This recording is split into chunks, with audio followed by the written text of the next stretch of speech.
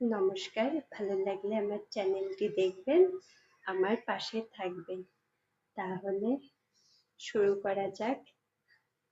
শুরু করি এখন। আজ আমি বাড়িতে বানিয়েছি ডিম সিদ্ধ,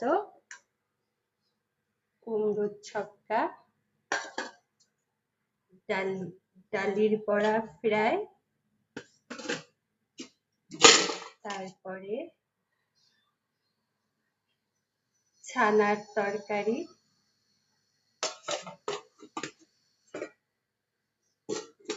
আর লাউ দিয়ে ডাল। এগুলো আজকের দুপুরের মেনু।